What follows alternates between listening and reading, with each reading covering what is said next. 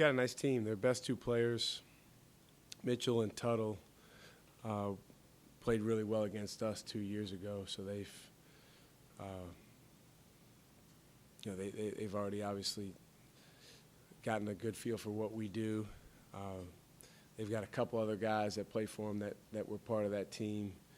A kid named Rank that plays at the 4 spot. That's a very crafty player, very good shooter. They've got a system where they really do a good job moving around, cutting. They can shoot the three from a lot of different spots, and they're very well coached and well disciplined. Played great against Iowa State. Really for the large majority of that game, outplayed Iowa State, and then they play again tonight. Coach, the momentum you guys have kind of picked up here since you got back from Puerto Rico. Can you just speak to that and how we can kind of build on it going through the rest of your non-conference schedule here? Well, emphasis coming back from Puerto Rico was getting better, and that was going to be the case regardless of how we did. But certainly, anytime you come back from a trip and you're not satisfied with how you did, there's a higher level of urgency. It's just human nature. I think our guys have done a nice job against very good competition. In these 4 games since Puerto Rico, have done a nice job improving in practice. I thought we had a couple of our best practices of the year last week. So that's what we have to do, continue to do this week, and preparing for a tough road test at Northern Iowa. Is just try to get better in practice, try to get better individually, and then more importantly collectively. But I think the individual work, it goes hand in hand. And we were just out on the court working with Mo. We've got a lot of young players that are going to be in this program for a long time. So if we can work with those guys and get them better, it's obviously going to help us in the short term, but really going to help us in the long term. Coach, finals week, game at the end of the week, how you kind of balance the layoff, preparation, and finals kind of all going throughout this week? Well, some guys have busier academic weeks than others. We have to obviously be very sensitive to what the demands are on their time. For instance, there's a guy that has 2 exams today, and the staff wanted to get him in here to work him out with Mo just now, and I said, no, he needs to be studying. He needs to be working on academic stuff, and maybe after his exams, if we can get him in, that'd be great. But you just have to have priorities with finishing strong in school, and I think our guys have done a good job the last couple of years in exam time of locking in and understanding what they got to do to finish their classes. So we're going to make sure this year is no different. Also, with the break for the coaching staff, is there anything you guys can take a little more time to focus on or to Recruiting. Recruiting? Yeah, I went to Detroit last night to see Justin Tillman. Staff will get out on the road, and I'm actually going to go out at least one more time this week. It's hard when you get into the conference season when you're playing 2 games in a week, or you're playing games on not a lot of rest to get out on the road, because you obviously have to focus on your team and your guys. But anytime we have a 6-day window here between ODU and Northern Iowa, it's a chance to get on the road and see some guys.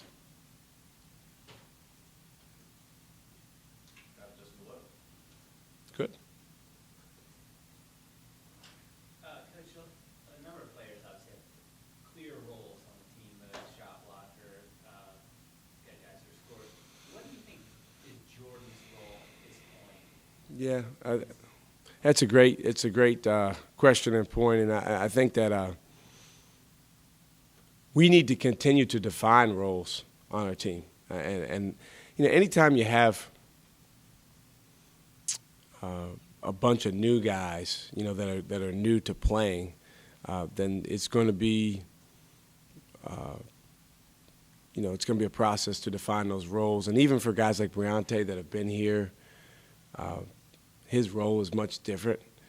And it's not so much just your role when you're on the court, what you do on the offensive end, but it's your role on the other end of the floor. It's your role in the locker room. It's your role in leadership.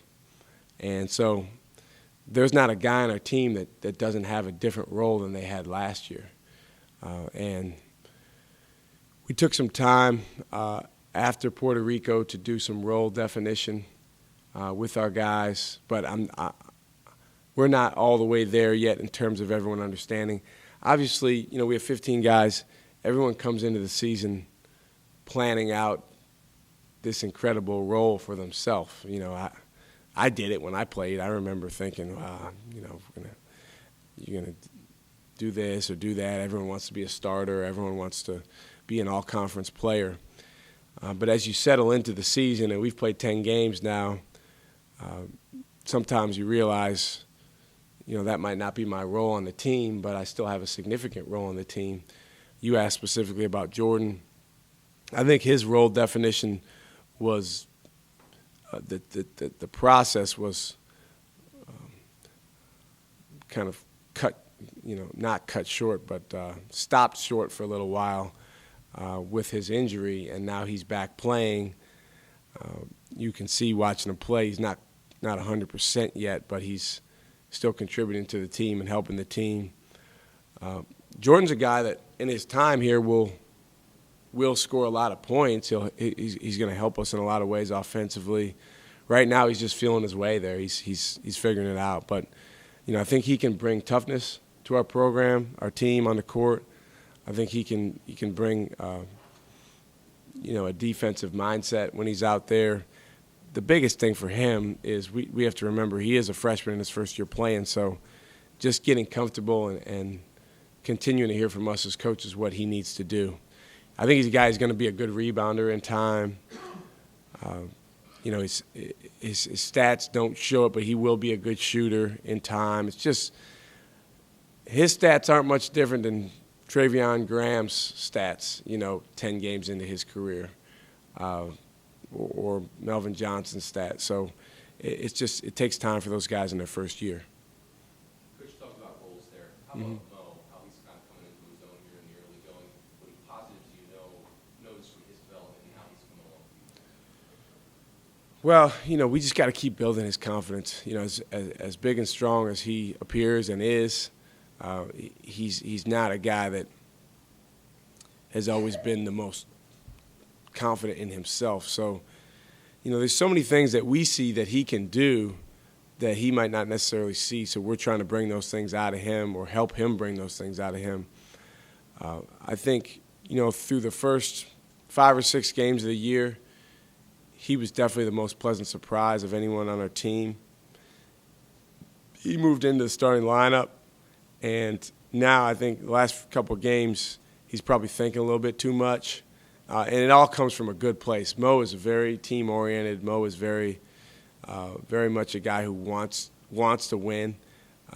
He just, again, as a first-year player, needs to learn that sometimes it's about just going after it and being aggressive and not worrying about mistakes. But I've been happy with the way he's blocked shots. I've been happy with in some of the games how active he's been. We got to get his motor going even more, which I think he has in him. When you talked about what Northern Iowa does well, how crucial is it for you guys to kind of get on the road and get a good road test in, especially in this last month of the season here before conference play? Well, we've had 2 good road tests so far, and our guys have done a really nice job in those games. But this is another challenging one. Northern Iowa is a very well-supported program. Their fans are lively, and I'm sure the atmosphere will be loud and raucous on Saturday. It's an early game, so we've got to make sure that we're ready to go early and ready to go in there and be highly competitive and aggressive. But yeah, going on the road is it's always a challenge when you're playing a team that has good players and a good system, a very good coach. It's going to be no different in the Atlantic 10. So I'm pleased with the way our guys have approached road games so far this season. And we get another opportunity against Northern Iowa. In fact, it's our last road game until we start the league. You mentioned the A-10. Are you aware of what the rest of the league has been doing here in the first 6-8 weeks? UMass, 8. Yeah, I'm aware. I don't live in a hole, Greg. Yes. Yeah, I think the league's done really well. I'm not surprised, though. I think a couple people have told me they're really surprised at how people are doing. But UMass was a great team last year, and they returned most of their really good players, including probably the best player in the league. So it makes sense. Dayton, has some really good wins so far and is playing at a high level. St. Louis, we know all about them. LaSalle has, had a couple tough games, but, we know how good they are, and Galloway was the only major loss they had from that team. GW, I think, has had some terrific wins, and, it's amazing what a year can do for a team when you do bring a lot of guys back and, when guys understand what their roles are. But I think it's going to be really interesting going into conference play, just how things shake out. It's going to be very competitive. Probably the worst question I've ever asked, but do coaches in a conference ever communicate early in the season or in the non-conference? When you talk about these kinds of games, or because you build these relationships with these guys and see them at meetings, and Yeah. I mean, there's some of that. It all depends on relationships. Maybe if you play a common opponent in a non-league part of your schedule, then you might talk, but you might not. It just depends on who it is. Sometimes I'll reach out and send a text to a guy after he has a really good win. I think there's a mutual respect among the coaches in the league. One thing about coaches is that everyone talks about it's a fraternity, but coaches understand it's challenging to win certain games that maybe people that aren't in coaching think that are a given. And the other thing that coaches understand is we're coaching guys that are 18 to 22 years old, and you're not necessarily going to get the same approach, the same energy, the same output from a guy on Wednesday that you get on Saturday. And that's not because that guy's a bad guy or anything's wrong with him. It's just because he's a teenager and he's trying to figure it out. The other thing is in the A-10, just like any other league, it was this way in the CAA, teams pull for each other this time of year. I mean, it just makes sense because the better people do, obviously the better our numbers are, and we're going to have to play each other either way. So, you want teams to be in a good place in the RPI. And also on the topic of coaching, there's turnover in your staff every year. Mm-hmm. How's your staff gelling early with, your new video coordinator and director of basketball ops? Will Wade is gone. Our staff's doing really well. I mean, I've been really fortunate all 5 years that I've been here just to have the guys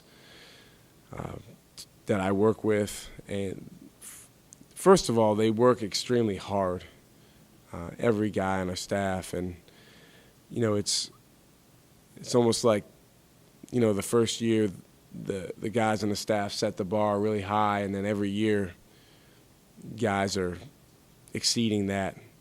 We played Eastern Kentucky on Thursday, and so that was a night game, and the whole staff was in the office till the middle of the morning. I mean, like 2, 3 in the morning. and we won the game. You know, it's not like it was like a, you know, sometimes on some staffs I've been on as assistant coach, it's like when you lose, all of a sudden there's a heightened urgency and everyone stays around and tries to figure it out, which is great. But these guys just work. So that's the first thing, which it's been just awesome and,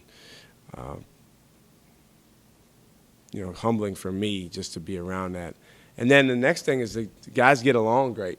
I mean, they really get along well, respect each other. I've been on staffs where there's little cliques or certain guys don't respect other guys, or, you know, someone's worried about, well, this is my recruit or this is my scout. There's none of that. You know, no matter who has a scout, we're trying to win the game for VCU. No matter who is the point man on a recruit, we're all working together. I think that's a huge part of why we were able to sign a really good class this year, is because those 4 kids, starting with Johnny Williams, those 4 kids felt like VCU as a staff, as a program, was bought into them, and I think that's something that our staff has done really well. You mentioned Will. I mean, we've lost some really, really good assistants, and you know, between Will, Mike Jones, Jamie and Christian, Donnie Lind, who was our video coordinator, who was here for 3 years and did an awesome job. Those guys, those were big losses, so it's not like we don't miss those guys, but I think the staff now has done a great job taking up the slack, and there's a lot of work to do. We still have a lot of work to be done as a staff, but I think the guys are really into it.